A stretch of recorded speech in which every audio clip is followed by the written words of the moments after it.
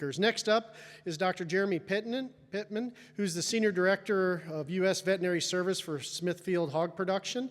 He's a 2004 graduate of North Carolina State College of Veterinary Medicine, received his Master's in Veterinary Preventive Medicine at Iowa State in 2014.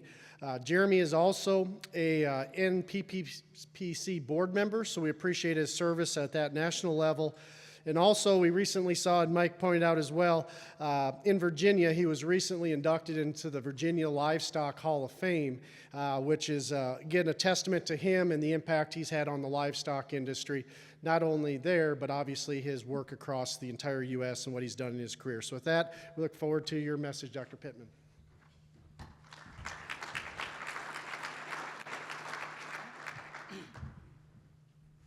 Thank you. I appreciate the introduction. And just a warning, when Chris Rodemaker asks you if you want to give a talk and you say yes, he goes, well, how about giving two? And you're like, okay, can I give the same presentation? He's like, yeah, sure, no problem. And then a couple weeks ago, it's, can you do something a little bit different on the second time you present this? So some of the slides you guys will see, I presented at the McKean conference earlier this year, and a little bit different approach to this. How we try to manage PRRS, and unfortunately I don't have the answer. I apologize. I feel like one of the horsemen of apocalypse up here with Tyler and Pete, but as we, let's just move forward. Yeah, all right. So first of all, this is our Smithfield veterinary team, and this is the team that's in the trenches dealing with this day in, day out, and we have some of our Midwest team members here today with us, and really, this is the group that sort of works with our production team to answer some of the questions relative to PRRS and PRRS break and management. And my responsibility is to help try to guide and provide resources to this team to be effective. So a couple things I want to make sure of as you guys understand about our operation, and some of this was presented at the McKean conference, is it's a little bit of a gut check, right? So we at Smithfield, we're a protein company. And those of you that have integration within your operation or closely tied to a packing plant, I think you understand this, and there's probably some in the rooms that are going through evolution of understanding this better. And so hog production is only part of that big equation, right? So from an economic standpoint and a long-term strategy standpoint, it has influence on production and health decisions.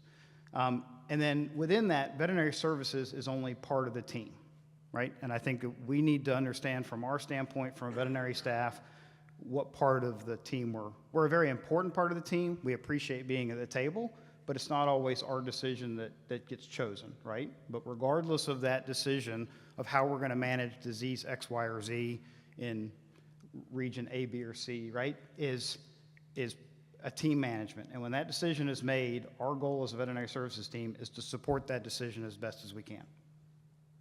And as many of you are aware, we have company farms, we have contract partners in all different forms and fashions, and so we have to understand the dynamics between those. We measure a lot of things, right? We measure a lot of numbers, and what's important to our production team today may be a different chart and a different metric tomorrow, and so we're highly dynamic. In our operations, though, wean pig cost is a very big driver on the hog production side.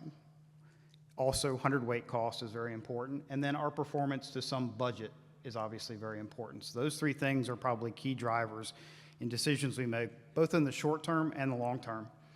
And unfortunately, PRRS status in our system does not equal production cost, right? And so if you were to draw a correlation like some of you have done, they're not always highly correlated because there's so many other factors that are entailed within that.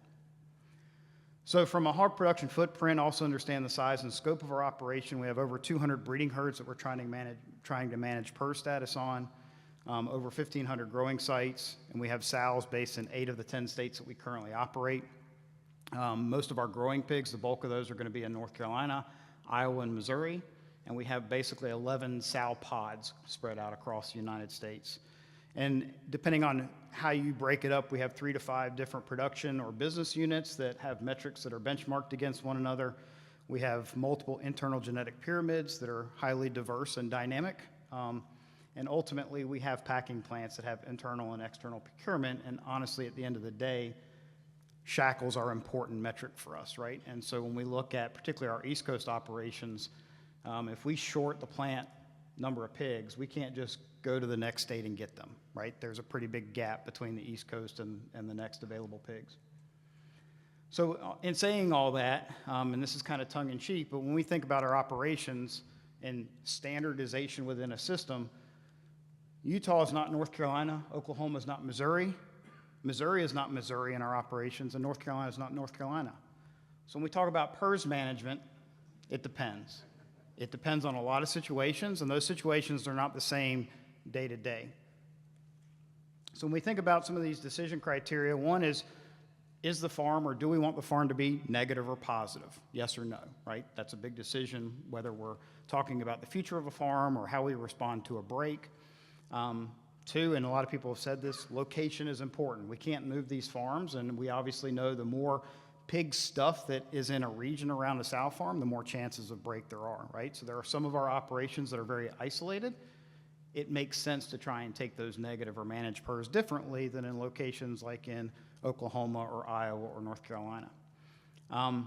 Cost is always in that equation, and before that, history, like what has the farm done? If it's broken 4 times in the last 2 years, probably not a negative strategy for that farm going forward. Cost, both the current cost and then the future influences of whatever we decide. What is the cost of that pig going to be after those interventions? The pig needs within the system, additional investments and potential savings, and that's the back of the napkin math, which is a little bit more detailed within our operations. And honestly, at the end of the day, there's a lot that comes with people and the regions involved, the decision makers, right? Opinions, experiences, and at the end of the day, who's actually making that decision. So when we think about our plans, we have negative farms or systems. Really, from a genetic nucleus stud multiplier standpoint, we run a negative system. We're not going to manage a positive multiplication system. To Pete's point about you have to have a negative gilt. You've got to start with that. Now, what we do with that gilt after we receive her as negative is highly variable.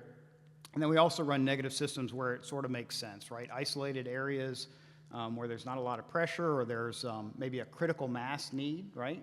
So if we look at like our operations in Colorado, there's a lot of farms, but the effort was to take them negative. And so you can't, it's hard to run that system half negative, half positive. So when you have a break, you have a really important decision to make at that point is where is the system going to go? Not that farm, but where is that system going to go in the future? And so for the positive farms, we all like to have this goal of being stable, and whether that's using vaccine or live virus inoculation or a combination, that's great, but there's a big chunk of our system that's stable-ish, so a 1B classification is good enough, right? And that's hard to say as a veterinarian with all the discussions we've had about PRRS control and where we need to be and the numbers we see, but we would rather be stable-ish than this roller coaster of back and forth to a 1A2, 1A2. Like that's detrimental.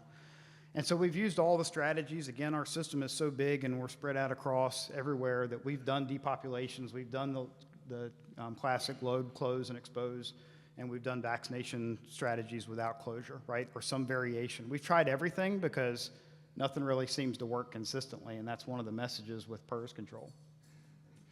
So when we look at management of endemic PRRS is really we try to maintain this local veterinarian production decisions, right? And so there's combined experiences amongst that entire team. There's a status quo that has to be taken into account, whether we like that or not. We have to understand, is this going to require major changes in the way we run those operations? And a lot of times there's reiterations, right? So you go through this cycle and go, well, that didn't work last year. Let's try something different this year. And then after about 3 years, you kind of go back to what you were doing 3 years prior to that, and then you repeat that cycle, and it's just sort of a death spiral. I think it's important for our system to define the goals, right? So if we respond to a PRRS break, or what are we going to do about this? What is the goal? Are we going to take that farm? Was it negative, or are we going to take it back negative? Was it positive, or we're going to stabilize it, right? What is the goal of that farm or that system relative to all the rest of the questions? Managing expectations is important, and this is hard for us to do, and it's hard for our veterinary team and our field staff to do, is if you have a PRRS break, and whether that's a lateral break or a destabilization or however you want to define it, things are going to suck for about 8 to 20 weeks, and maybe longer than 20 weeks. So there's this big spread of expectations of like, how much do you want to throw at this, right? And so there's that, and there's also the post-recovery piece of it is what are you going to do after that period where you sort of have virus that's still coming out, but the worst thing we see is you're sort of back to good-looking pigs, weaned pigs, but they're still positive. And where are those pigs flowing into? Are they flowing into all-in, all-out nurseries? Is it a continuous flow, or are you going to create sort of post-weaning disruptions because now you're flowing cleaner pigs into a site that still has circulation? And then we've all seen these long closure periods, right? Used to be pretty quick, and now you hear closure periods of 40, 50 plus weeks. You can't sustain that on a production standpoint. And at some point, you just have to pull the trigger and say, we're going to open this up, or we're going to depop, or we're going to do something completely different. And so as we move through this, just with a couple minutes, and there's nothing on this slide that everyone in this room probably hasn't tried. There's no secret here. For us, probably the biggest thing is its variation. It depends. We try a little bit of everything. And so our standard is routine vaccination of gilts and sows, and you can see we do mass or we do quarterlies. We do double mass when there's a break, and most of our pigs are vaccinated around weaning, whether that's on the sow farm or immediately after placement. And we are playing, I know there's a lot of discussions, we are playing with some autogenous killed vaccines, and I think we've done some research, we published some stuff. I think there's something there, but for us, we're still trying to define what the ROI on that is consistently as a routine strategy, right? And so we use a lot of it, but we're still trying to detail what the return on that investment is and if there's a long-term value there. We also do use some LVI. It's actually minimally used within our system, but in places we use it, we do sort of the standard gilt exposure going into a system to maintain stability of those animals going in that system. And in response to a break, it's highly dependent on the farm, right? So if it's a negative farm that we plan to take back negative, maybe it's a multiplication farm or something like that, we try not to bring in vaccine and we try to utilize LVI. Is that 100% of the time? Is that in every case? No, but those would be the situations where we would sort of utilize LVI. And then there's the same other components, right? That's nothing different here is, closure. And I know people are playing around with closure because of the impact that it has on parity structure. Is it a complete closure like we used to do? Is it an extended or a multiple sort of cycle in? Maybe we've got gilts in an off-site location that have been LVI'd and they're sort of part of the extended herd and part of that closure. Some discussion around delayed closure is maybe that first 12 to 20 weeks of the break, we sort of continue to let animals go into that farm, and then at some point when we get a little bit more stabilization, then we try to do the closure, or maybe there's some seasonal component of it, we want to close that farm. Pig movement, nothing really fancy there. We may delay that movement because in that first couple of weeks, you're just trying to save pigs and don't restrict the farm from trying to do that. And then the treatments, again, nothing unique there. We try to, this is very a local decision based on diagnostics and antibiotics, and we try a little bit of everything, and we've done some research to say which ones are better, and it all highly depends on what other bacterial disease challenges you see. In nursery and grow finish, I think the biggest thing here, again, nothing very different. We do see some value in a second dose of PRRS if we see some finishing challenges. Maybe they're stable through the nursery, but we're going to see some challenge in finishing. There is some value to a second dose of PRRS vaccine in the mid-nursery phase. But that wouldn't be complete across our entire system. It's very focused within flows. And I think the other piece of this here is on the treatment is control excessive spending, right? And that's the dollar bills on fire is we want to save pigs, but we continue to throw money after dollar after dollar after dollar medicating these pigs. And at some point you gotta stop throwing good money after bad, right? And that's a hard thing for a veterinarian to say. That's a hard thing for production people to do. And it's a hard thing to communicate to farm employees and contract growers is like, just stop, right? And that's hard to do. When we talk about cost, and there's a lot of things in here and I think ultimately at the end of the day, we spend a lot of money on all of the interventions around PRRS.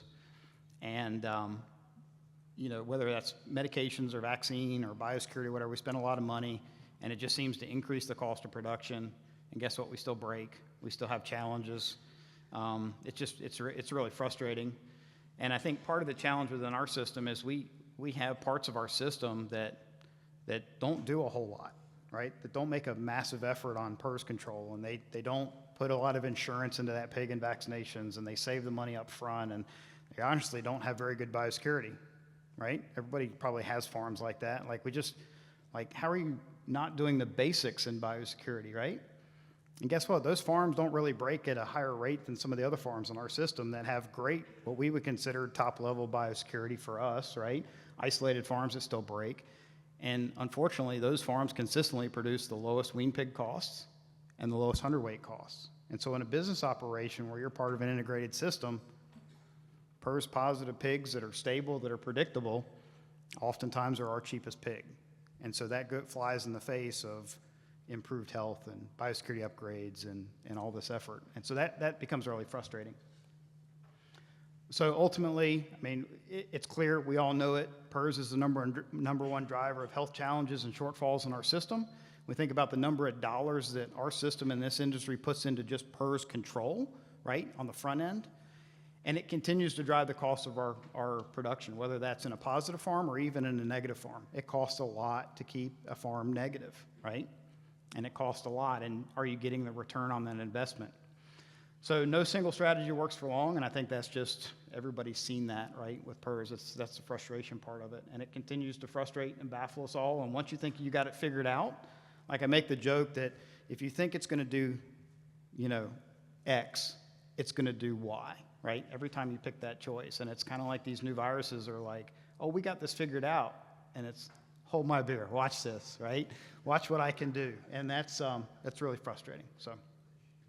With that, I appreciate your time.